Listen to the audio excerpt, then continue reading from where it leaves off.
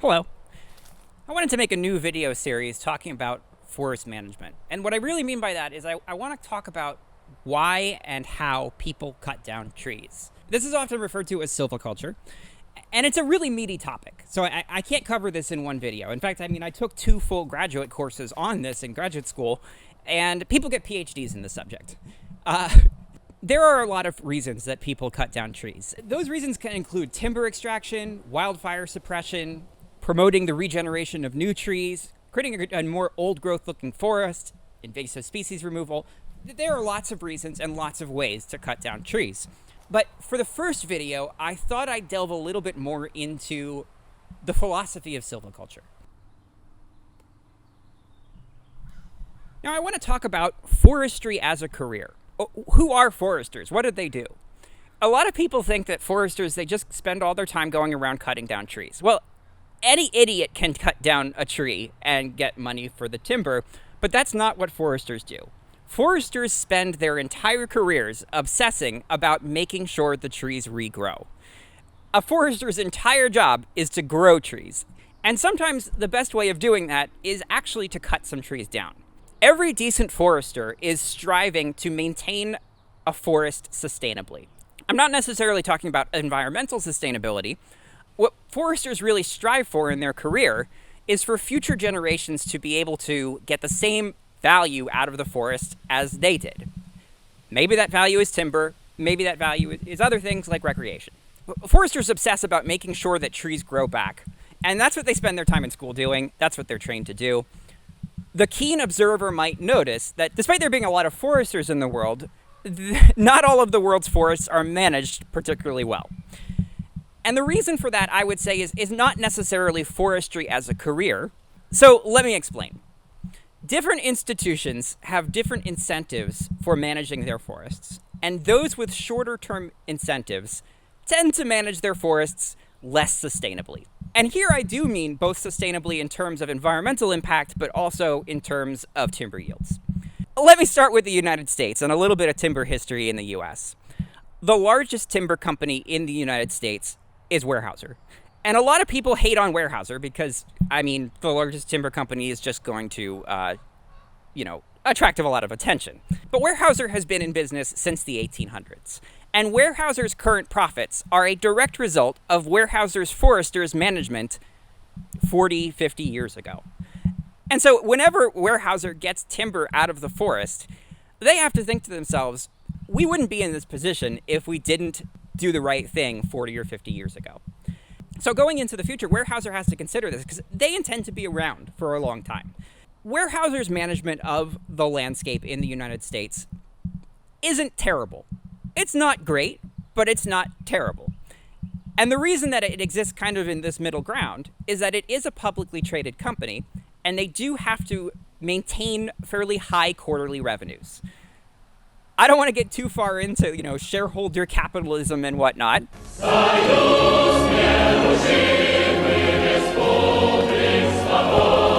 But Weyerhaeuser does value quarterly revenues in a way that others don't.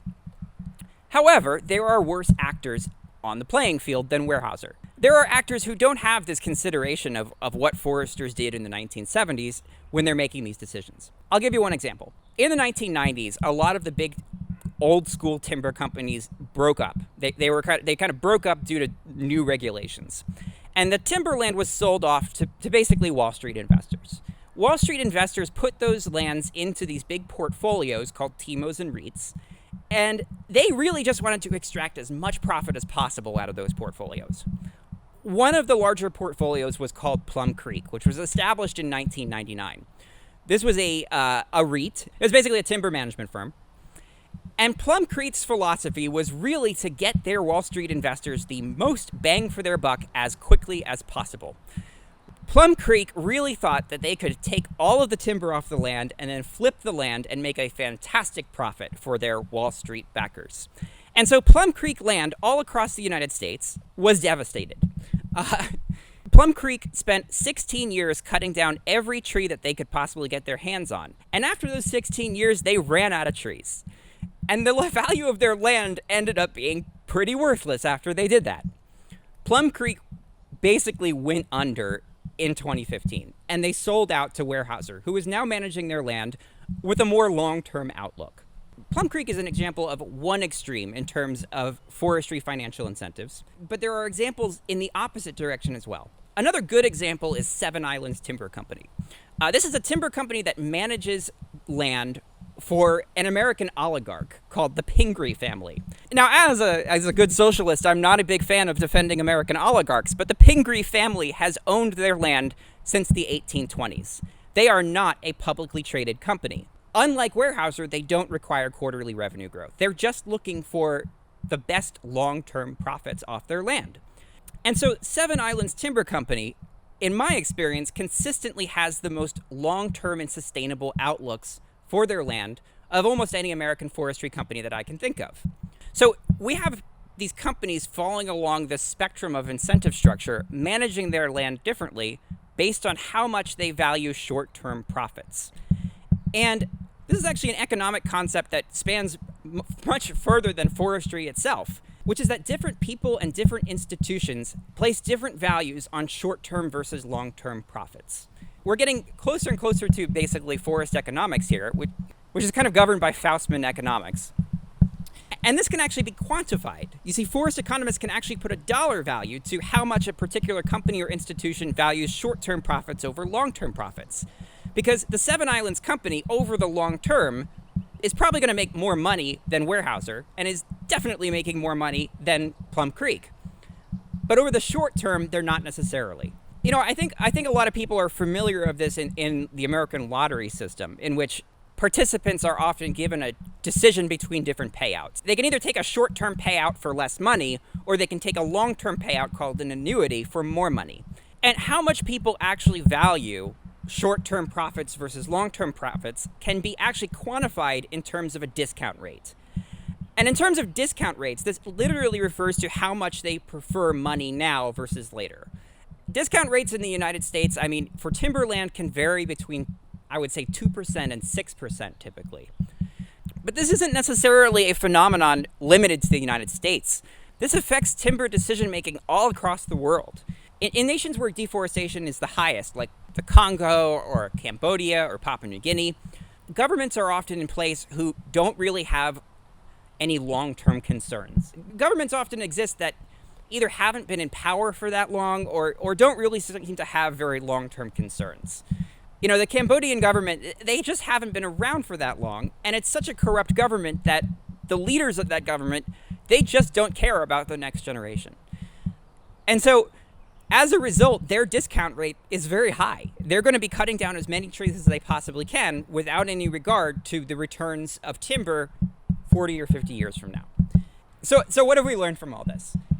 The best silvicultural practices, both from an environmental and from a sustainable timber perspective, value long-term profits over short-term profits. And this extends into carbon as well, because forests managed with long-term perspectives result in bigger trees.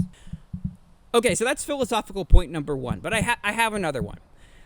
Generally speaking, at a very broad level, there are three different ways that we manage forests. The first way is just conservation, so we don't touch forests at all. Conservation is incredibly important, particularly on old-growth forests.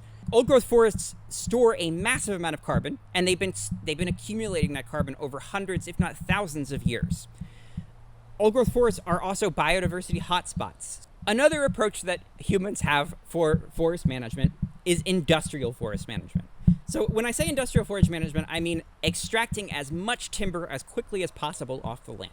You know, this can often refer to monoculture plantations, you know, pine trees or eucalyptus trees planted in rows, cut every, 15, 20, 30 years, and then replanted.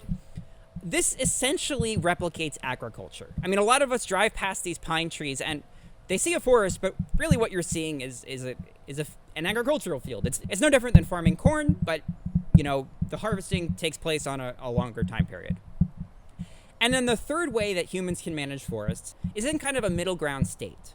We can manage forests in a very natural looking state, a state which still leaves a lot of carbon on the landscape, still uses native species, still provides a habitat for native wildlife, but in which we're still extracting timber off of it at a fairly reasonable and sustainable rate. What I was taught in grad school was that those three categories represent what's called the Triad Concept. Now, what the Triad Concept is that human society needs all three of those categories in order to be successful. What I mean by that is we need to conserve old growth forests. It is imperative for both ecological sustainability, to prevent climate change, to retain these massive stores of carbon on the landscape. But we also need to cut down trees. And the reason we need to cut down trees is that wood is by and far the most sustainable source of material that we have. If we stopped cutting down trees, human beings would build buildings out of concrete, out of steel, and both of those alternatives are devastating for the environment. Trees also represent one of the most sustainable sources of fuel. You know, if we're going to be heating our homes, we don't want to be doing that with oil. We don't want to be doing that with coal. We'd rather be doing that with wood pellets because, you know, trees, they pull carbon dioxide out of the atmosphere. We cut them down and then they grow back.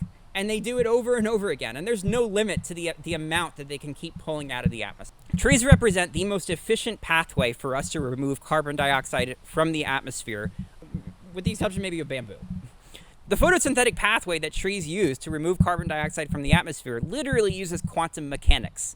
We can envision all sorts of far-flung ideas of growing, building material out of fungus or gigantic CO2 vacuum machines, but none of that is going to compare to the efficiency of planting trees and cutting them down. So just the brutal reality is, if we want to do something about climate change, and if we want to keep building houses, which we do, then we need to keep cutting trees down. So let's revisit the Triad Concept. We need to conserve forests, but we also need to cut down trees. If we're going to be cutting down trees, it often makes sense to cut down trees in the most intense way possible on the least amount of land possible. And let's be honest, monocultures are fantastic at growing lots and lots of timber very quickly. So if we were to just do away with monocultures, we would still need to get timber from somewhere. And what we would be doing is we would be increasing timber extraction from either native forests that we were already managing at peak levels, or from old growth forests. And both of those ideas are disastrous. So in a sense, every monoculture that you see is in some way kind of protecting a native forest that would otherwise be cut down. Because again, we have to be cold and cynical and realize that human beings are not going to reduce their timber load. And even if we were, it would be pretty bad for the environment. For this reason, we really don't want to do away with any of these three core concepts of the triad. And this is why when I see things like genetically modified trees like those that living carbon are creating, or, people coming up with new ways of managing monocultures, I'm often excited to see it. That doesn't necessarily mean that these timber monocultures make for the best carbon projects, which is obviously my domain, but these are not necessarily bad things that we should be hating on. And the problem with the Triad Concept is that it's become very political. On the right, you have these crazy Trump supporters that want to do away with the Northwest Forest Plan and cut down the rest of the old growth forests. And on the left, you have, people who are equally fanatical who want to do away with monocultures and just drive timber production to Brazil, where people are going to cut down native rainforests. So we have to take a very moderate perspective when thinking about how we manage our landscapes. And that's really what makes forest policy so nuanced and difficult. All right, so that's the philosophy. Rest assured, future videos are going to be much more down to earth about how and why people cut down trees for different reasons.